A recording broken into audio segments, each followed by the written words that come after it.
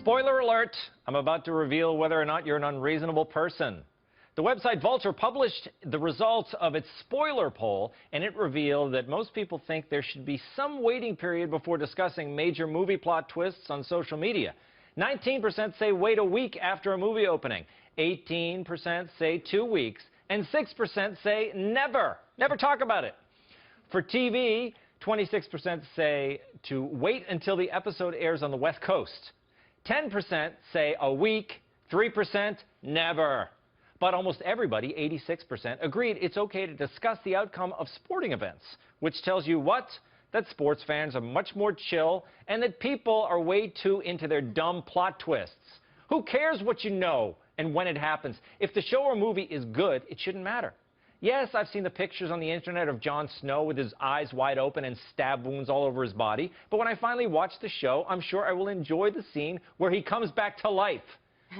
These are TV shows, not state secrets. You have no right to not be surprised at any time. Okay, Rob, you're a man. You're in TV. I am in TV. You write plots, yeah. Right? Well, Good writers should be able to write plots, and, you know, who cares if you know the ending? Yeah, I mean, I'm interested in that 6% who say never talk about it. Something tells me there are a lot of cats in that apartment, you know? I never talk about it at all. Yes. Except online. There is a definite connection between cats believe. Yeah. And... I don't quite get it. I know that we're going to probably hear from someone in halftime about it, but, you know, half the time, there's more stuff on TV you can keep up with. So... You know, most people say when I have a spoiler, they have a spoiler, like, just tell me, I'm not going to see it, just tell me. Yes. Or I just want to know what happens in the story now. I'm sort of caught into Game of Thrones, but I don't really want to watch it. Just tell me what happens. Who's dead? That's it. Like, that's what people want, and it's their own dumb fault. Everything can't be a cliffhanger. That's right. We know the ending of Romeo and Juliet, but we watch it anyway. Why? Because it's great, right, Brooke? Right, and every single TV show is based off the same paradigm. I mean, there's no such thing as suspense anymore. I knew Jon Snow was coming back. Why? Because he's good looking. And that is why people are on TV these days. You know, present company obviously excluded from that. But you literally have to quarantine yourself, you know, from all social media not to have any type of surprise or spoiler. But that's what I'm saying. There are no spoilers anyway. Although, let's talk about Game of Thrones. With this, we don't have to give away any more spoilers besides the fact that Jon Snow has come back to life. But Joanne, you know, that has really upended it. You know, Rob Stark, he was a good-looking guy, and they lopped his head off. Yeah. Right? Let's talk about something I know about, and good-looking guys. The Bachelor. What? I will always watch the season.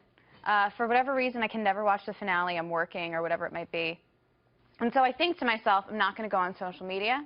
I'm not going to go on Twitter. So I don't see who got the final rose. I'm going to wait. I've DVR'd it.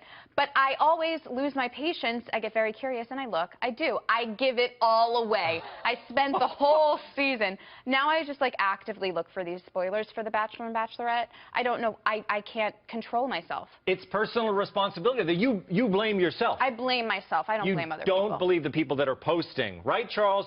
Are we covering the right issues on this show? So I'm probably in the 6%. I don't actually have a cat. Yeah. But I can't really be particularly solid about it because I've been banned from writing movie reviews at National Review online because I always give away the plot. Oh, see, that's it. So you should be with me. It's basically that I'm a hypocrite in that I don't want to ever know what happens in any show I might watch unless I have to write about it on deadline. And then, oh, fuck it, I'll just give the whole bloody thing away. So, yeah. So you were writing movie reviews, you were giving away the spoilers, but that's the whole thing. If they're looking... You know, when you're reading an article and it says, warning, spoilers to come, who cares? You're reading an article about the movie. But there is a rule about reviews. You're not supposed to say, by the way, Han Solo dies, and in that great scene, you're not supposed to say that. But see, the problem is now, every person, thanks to social media, thinks that they're a critic and thinks that their opinion needs to be out there, and that's why there's so many spoilers out there. Or we just spend too much time watching TV and watching movies and thinking that they're real and important. And for a lot of people, that's their hobby. That's the problem. Right. Those nerds. Get a life. Send the TV writer on a TV show. Well, you know, just halftime with TV's Andy Levy.